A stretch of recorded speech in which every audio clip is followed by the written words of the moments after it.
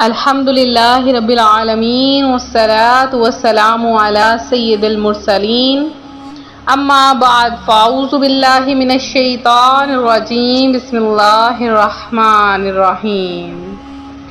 روحانی وظائف کے پیارے پیارے اور معزز ترین ناظرین کو السلام علیکم۔ روحانی وظائف لایا آپ کے لیے ایک بہت ہی خاص ترین وظیفہ جو کہ مغرب کی نماز کے بعد کا عمل ہے۔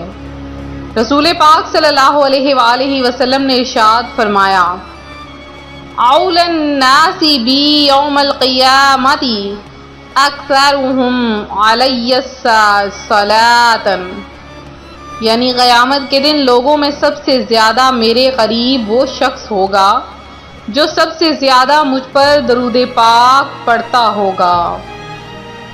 تو آئیے ہم بھی پیارے آقا صلی اللہ علیہ وآلہ وسلم پر کثرت کے ساتھ درود پاک پڑھیں، کیونکہ درود پاک پڑھنے سے دلوں میں سکون پیدا ہوتا ہے۔ درود پاک پڑھنے سے گھروں کی پریشانیاں دور ہو جاتی ہیں، دلوں میں رشتوں میں پڑی رنجشیں ختم ہو جاتی ہیں، اور سب سے بڑی بات وہ یہ کہ دلوں میں نرمی پیدا ہو جاتی ہے۔ یاد رکھیے، نرمی رب کریم کی ایک بہت اچھی نعمت ہے۔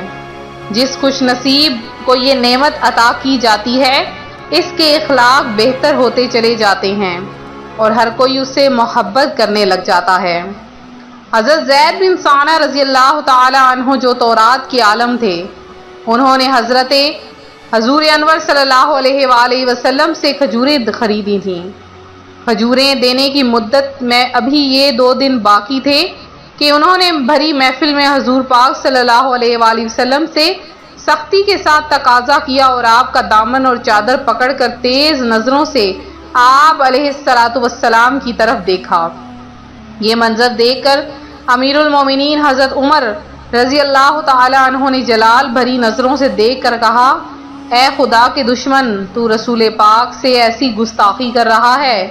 خدا پاک کی قسم، اگر رسول کریم صلی اللہ علیہ وآلہ وسلم یہاں نہ ہوتے تو میں ابھی اپنی تلوار سے تیرا سر اڑا دیتا۔ یہ سن کر آپ صلی اللہ علیہ وآلہ وسلم نے فرمایا، اے عمر، تم کیا کر رہے ہو؟ تمہیں تو یہ چاہیے تھا کہ مجھے قرض ادا کرنے کی ترغیب دے کر اسے نرمی کے ساتھ قرض کا تقاضا کرنے کا کہہ کر ہم دونوں کی مدد کرتے۔ پھر آپ نے یہ حکم دیا، اے عمر، اس کو اس کے حق کے برابر کھجوریں دے دو اور کچھ زیادہ بھی دے دینا۔ حضرت عمر نے جب حق سے زیادہ کھجوریں دی تو زید بن ثانہ نے کہا، اے عمر، میرے حق سے زیادہ کیوں دے رہے ہو؟ آپ نے فرمایا، چونکہ میں نے ٹیڑھی نظروں سے دیکھ کر تمہیں خوفزدہ کر دیا تھا، اس لیے رسول خدا صلی اللہ علیہ وآلہ وسلم نے تمہاری دل جوئی کے لیے تمہارے حق سے زیادہ دینے کا مجھے حکم دیا ہے۔ یہ سن کر ثانہ نے کہا، اے عمر، کیا تم مجھے پہچانتے ہو؟ میں زید بن ثانہ ہوں۔ آپ نے فرمایا، تم وہی زید بن ثانہ ہو جو تورات کا بہت بڑا عالم ہے؟ انہوں نے کہا، جی ہاں۔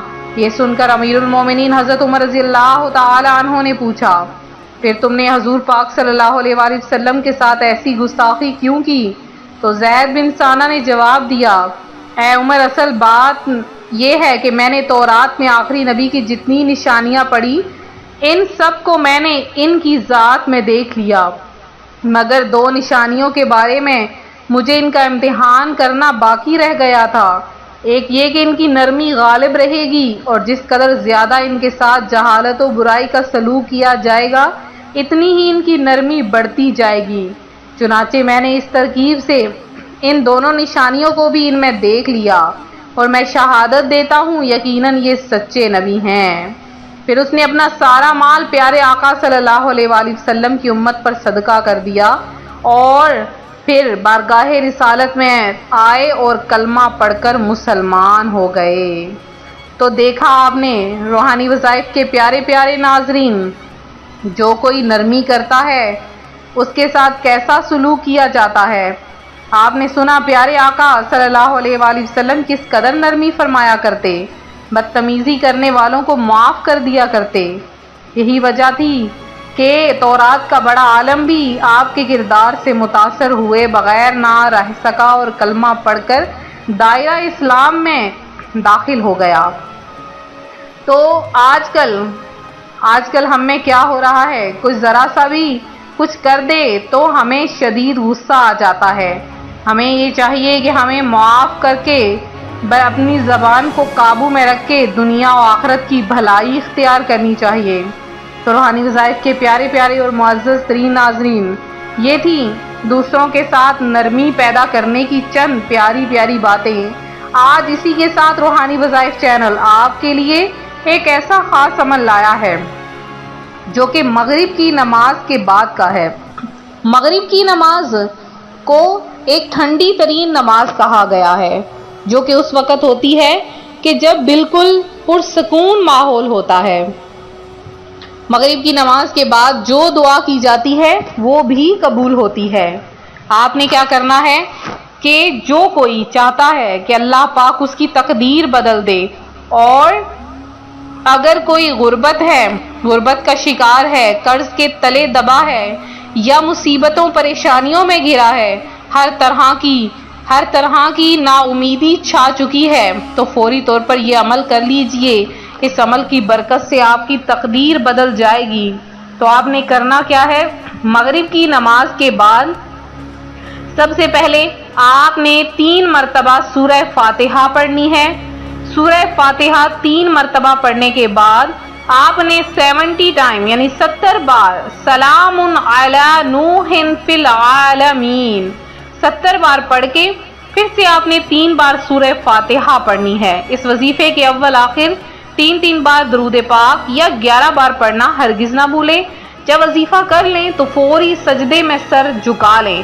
سجدے میں جا کے آپ نے 3 بار سلام علی نوح فی العالمین پڑھ کے اور یا اللہ یا اللہ یا اللہ 3 بار پڑھ کے تو فوری سجدے سے سر اٹھا کے اب اپنے لیے دعا مانگنی ہے۔